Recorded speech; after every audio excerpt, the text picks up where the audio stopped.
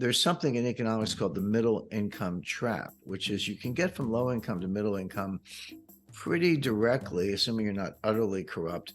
You bring people in from the cities, you bring people in from the country, you bring them into the cities, you build housing. There's nothing luxurious about it. It's not much more than a dormitory, but they have housing, they have public transportation, they can get to work.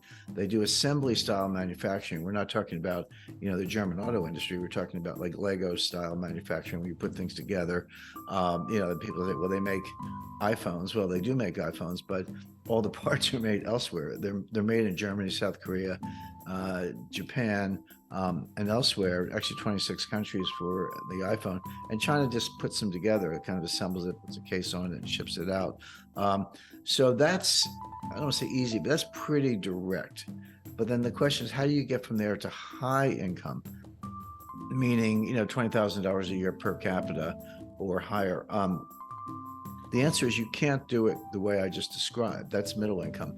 To get to high income, you have to have high technology and high value added. You have to invent stuff. You have to find things that are highly scalable, that are original. The Chinese are not good at that, and neither is anybody else. There are only a couple countries that have ever pulled this off. Singapore is one, Hong Kong, Taiwan, Japan, although Japan's, they had a highly educated population before World War II. They were decimated in World War II, but then when they came back, they had a lot of foreign investment, but they had a well-educated population. So it's very hard to do. So China's stuck there. So you can't just take those growth figures and go, oh, by 2031 they'll pass this. What's happened is it's leveled off. Now, China has slowed down a lot. They've gone from 10% to 7% in terms of annualized growth. They've gone from 10% to 7% to 5%. They're stretching right now to get to 5%. And then in addition to that, you have to look at the components of growth. So there's consumption, investment, government spending, and net exports. And there are many subcomponents in that, including inventories and a lot of other categories. But China, the United States, for example, is about 70% consumption and 25% in investment, and then the rest is government spending and net exports, which are very small factors. I know we have $1 trillion deficit, but we get a certain amount of that. That's $1 trillion in the context of a $23 trillion or $25 trillion economy. So it's not a big factor, but with China, it's different. Their consumption factor is down around 25%, but their investment factor is 45%. Now, investment's not a bad thing if it's productive. If you're going to invest in things that have higher output than the cost of funding, that's a good thing. You'll grow. It's not even a Keynesian multiplier. It's just a smart investment, and that's true for some infrastructure and building your first airports and your first high-speed railroads and all that.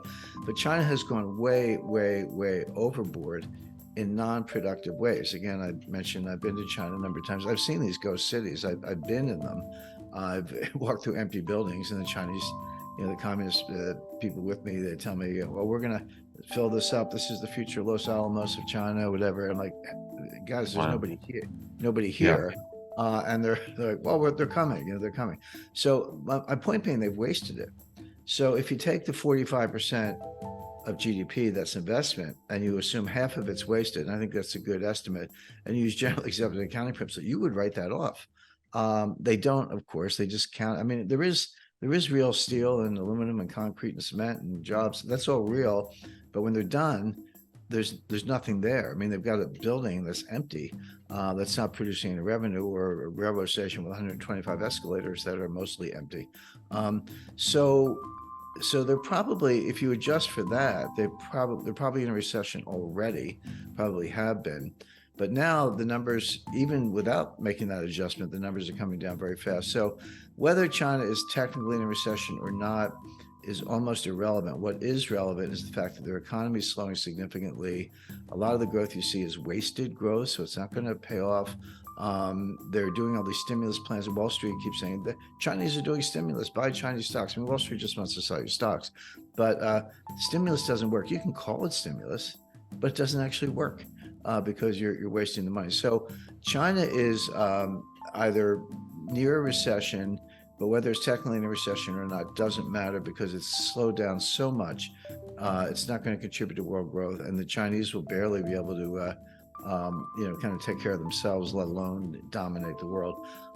Which puts Xi in a box, because the Chinese have a concept called the mandate of heaven, very intangible, very kind of spiritual, whatever. But in effect, do the people believe in the leadership? That's the mandate of heaven. If you lose it, you're done. And Xi, a lot of senior people are disappearing. They're either being killed or imprisoned or demoted, if they're lucky, or put in jail, whatever. So those are signs of a guy who's not very secure. So I don't, as much as Xi ran rings around Biden at the summit, I don't put a lot of stock in China. I think they're slowing down a lot. And they're going to take the world with it. What do you think? One last question on China. What do you think their next move is? They don't have any moves because they're an export powerhouse. But the smart U.S. companies, and there are a lot of them, they're moving to India. Apple's moving to India. The U.S. foreign direct investment is pivoting to Indonesia, Thailand, Malaysia, India, and elsewhere. A lot of it's being sourced back in the United States. Our labor costs are not, put it differently, so-called foreign cheap labor. First of all, it's not really cheap because it's not as productive. But even if the productivity goes up, it's not a lot more expensive than in the U.S. And you got transportation costs. So a lot of major, tens of billions of dollars are being invested in the U.S.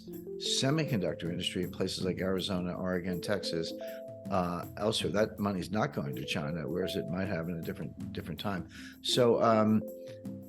And if China relies on exporting to the rest of the world, what happens when the rest of the world slows down and they don't buy their exports? And then China they never brought up their consumption game. They wasted the investment game. And foreign investment starts to move elsewhere. What are they going to do? I think they're in a very difficult spot. They can avoid a recession by lying about the data, which they also do. But in real terms, no. Now let's define recession. Let's put it in the Chinese context. China had been growing at double digits, 10% or more, sometimes 15% per year, compounded for 15 years, going all the way back to 1990. 1994 was really the takeoff point. Deng Xiaoping did some major reforms beginning as early as 1979.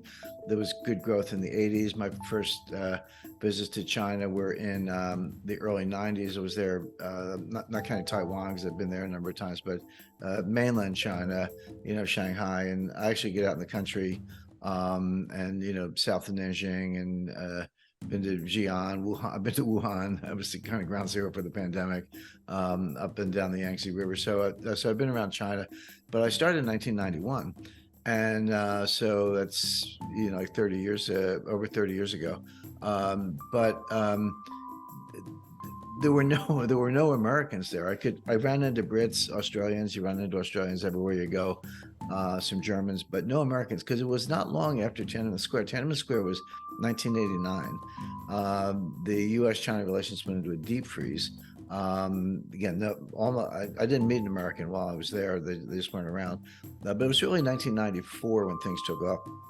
And through 2008, China just grew enormously from a very low base. So you get that kind of, double-digit compounding. Yeah, that's an enormous growth, but from a low base.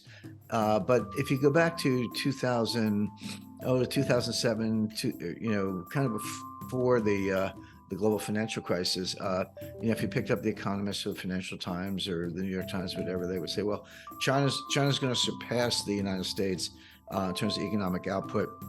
And they were even giving dates, which is a simple extrapolation from the data. They were saying 2031, 2032, whatever it was, the U.S. is growing like this, China's growing like this, and China's going to surpass. And I said at the time that was nonsense. And the reason is that, yeah, that was the growth track record, but you can't just extrapolate from that.